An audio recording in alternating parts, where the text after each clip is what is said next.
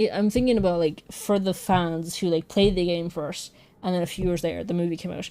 Were they kind of like, that has interesting implications actually, for Riku because like when she was around Riku, she said this thing and we all brushed it off, and even Riku himself brushed it off as a manipulation.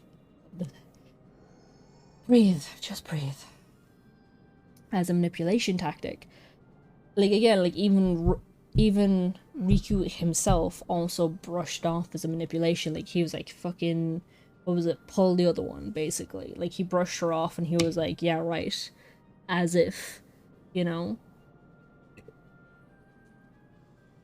So like I'm thinking about like for the fans who played the game first and the movie came out later, and if they remember the whole thing where Maleficent was trying to like manipulate Riku with the whole "you're a son to me" thing, where they like, um this has really interesting implications for Riku. Because like I still do think it was a manipulation on her part in the moment, but like I'm kind of coming back around to it. It's like maybe at some point in the series, because I don't know. I only have this game so far, and I'm gonna be playing the other games obviously. But I haven't seen any gameplay or anything for the other games either.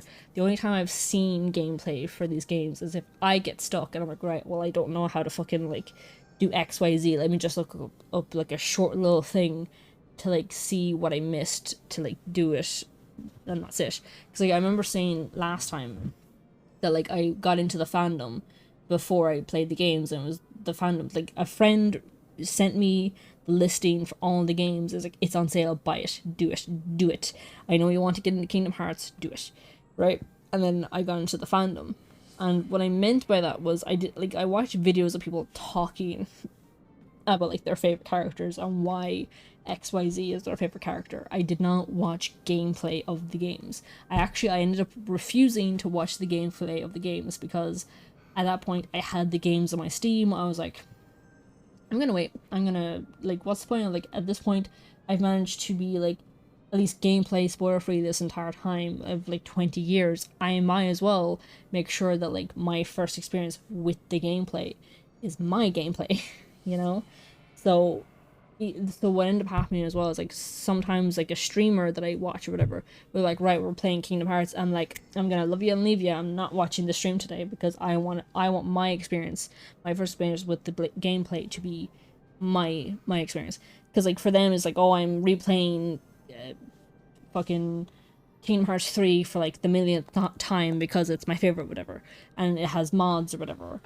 And I'm like, right, well, I'm gonna get on out because I haven't even played the first game yet, you know what I mean? And the other thing as well is I heard a different streamer that I really like was going to stream it, but then they were like, no, I'm not streaming it. And I was like, oh, thank God. Because I was like, I'm not ready to play the game yet. But I also, like, I still wanted the gameplay to be mine, so I was like, I'm gonna have to avoid your streams for a bit because like I want my stream, I want my gameplay to be first. I want that to my first experience with the games. So I've finally got up the nerve to play these games now, thankfully. I wonder as well about the live actions as well, like how much of a role can they kind of come back and play in the Kingdom Hearts things? Because like I don't believe for a second that the Disney crowd is giving a fuck about the implications for Kingdom Hearts, but at the same time, like it's still unintentionally interesting. Like I'm still thinking about that like Maleficent Riku thing, and that's just like from the live action Maleficent, and like literally there's like I think 2 Maleficent movies now, and the first one is like her coming to terms with the fact that like she loves this girl like a daughter, but she cursed her and she can't undo the curse that she said on her. And then like what was it, like true love's kiss will save her or whatever, so she tried to like get the prince that they think will love her or whatever to break the curse for them, so they literally like knock him out and then float him into the castle and then kind of like dump him at her feet and the hopes that like he'll wake up and be like, oh, beautiful one or whatever. And it didn't work.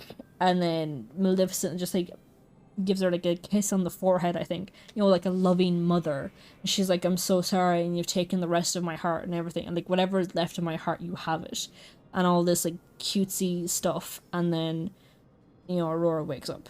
And like spoilers, I guess, for the movie, but like I'm thinking of it in terms of this, you know what I mean? It's like one, it's another story of like, I guess, true love, but it's also, now I think about it as well, it's also like, which came first? Brave? Oh, no, wait, that's three. So there's Brave, the live action Maleficent, and Frozen, where the true love is like familial in some way. Like two of them are a mother-daughter thing, and one of them is a sisterly love thing. I'm just now realizing that. Um, but yeah. And I know like sacrifices and things like that do come up in Kingdom Hearts in a like, I do know it's a thing in Kingdom Hearts. I don't know when it starts though. But there's like a whole thing about like true love. Well, maybe not true love's kiss, because I don't think that's really come up. But like true love's sacrifice, or yeah, I think that's what it's referred to as, true love sacrifice.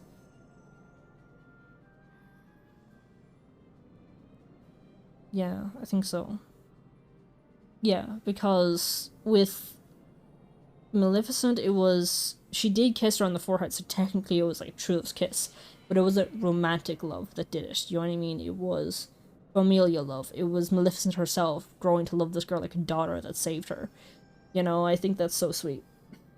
And we've kind of gone off tangent there, but like, I say that, but like, and this is gonna come out of probably left field, but like, another thing is like when I was in the fandom, like part of the fandom is the shipping, right? And by shipping I mean Riku Kairi, or Zora Kairi, or Zora Riku. You know?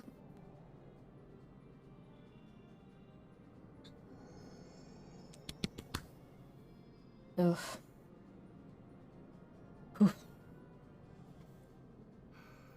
And it's like,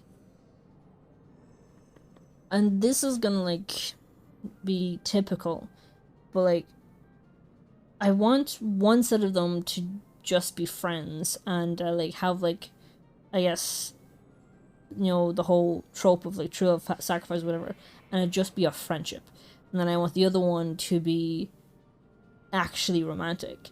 But the thing is, I want the boy and the girl to be just friends, and the two boys to be a couple. Do I think that will actually happen? No, I don't believe for a second that it will become canon, and I think that's kind of like, it kind of upsets me a bit, because, and the main reason why I want it that way is solely because whenever a boy and a girl are friends, like one in real life, but also like in TV shows and books and so on and so forth, all like in a TV show, it just takes like female lead, not even female lead, like female character, male character to be in vicinity of each other for 2 seconds, and that's it. They wind up together. Their end game, whatever, just like, they have zero chemistry, there was zero build up, etc, etc, etc. Do you know what I mean? Ruby kinda does that. Have you seen it? I have seen Ruby, but I'm not up to date on it either. But I do know there's a lot of LGBT ships in it, which I very much hope, like, I do think a lot of LGBT ships are sailing in Ruby as well. Ruby kind of does that as well. What exactly do you mean Ruby kind of does? Like they're doing the LGBT ships, or they're doing the friendship is magic thing? Like, I kind of want Zora and Kairi to just be friends. Like, I do think, well, to be fair, I don't think there's a lot of evidence right now on, because like, you can kind of claim maybe Kairi has a crush, but as of right now, I don't think there's enough evidence in this game to imply that. Like, she hung out with both Zora and Riku. You know what I mean?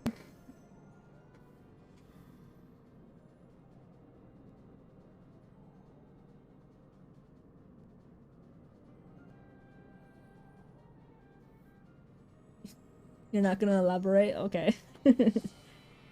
I hope you're okay with LGBT ships though, because like I don't know, I'm just kind of sick of like like um I'm kind of sick of it like always being that the guy and the girl always get together and they're allowed to just be friends. You know what I mean? Like I feel like it'd be more impactful if Zora and Kairi were just allowed to just stay friends.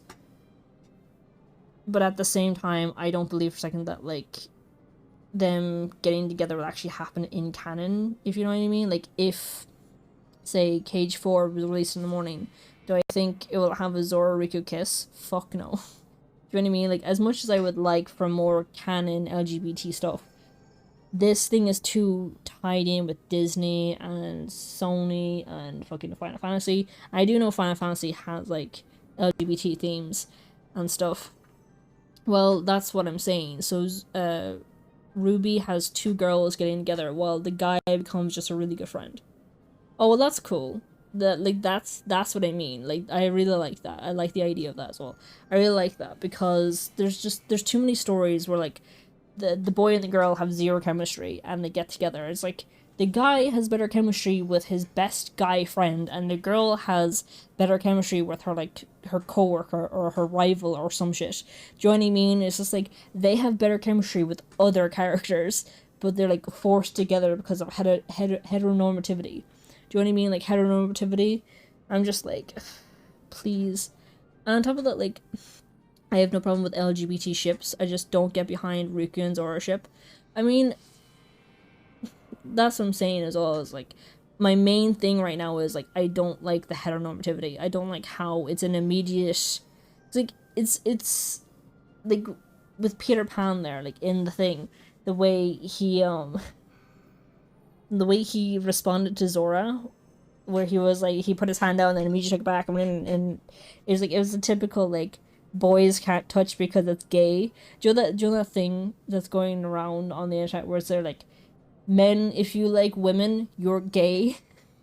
Hey men if you like wash your hands you're gay. If you brush your hair you're gay. It's just like fuck off.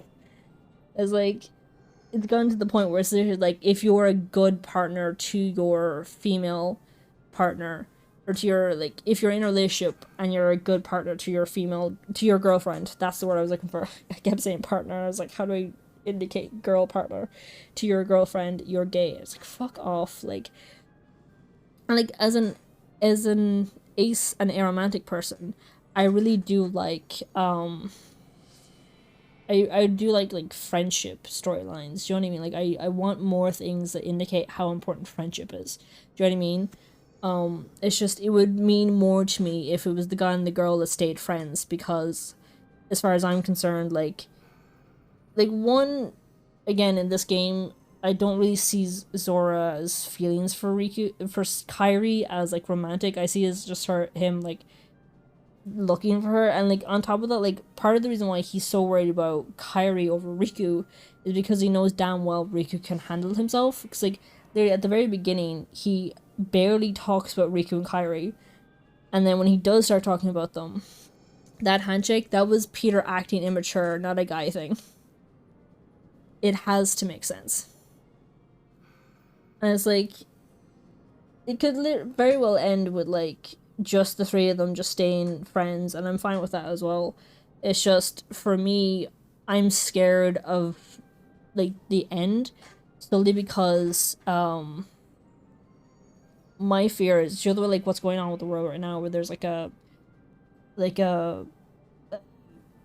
what people are referring to as an epidemic of like child-free women and all this shit, and then because of that there's been a rise in like social media trying to be like, hey, women have babies. And I'm afraid that if like say the end of the series comes up, they're gonna have Kairi probably get with Zora and just like have like many sprogs, like just like an army of children, and just like gee, I wonder what messaging they're trying to shove down our throats. You know what I mean? It's like it will end with like some sort of like, oh, it's important to have kids. Children are the future, and they have like 10 children. And it's like that's too many kids. Well, it's actually because he saw Riku. Not everything needs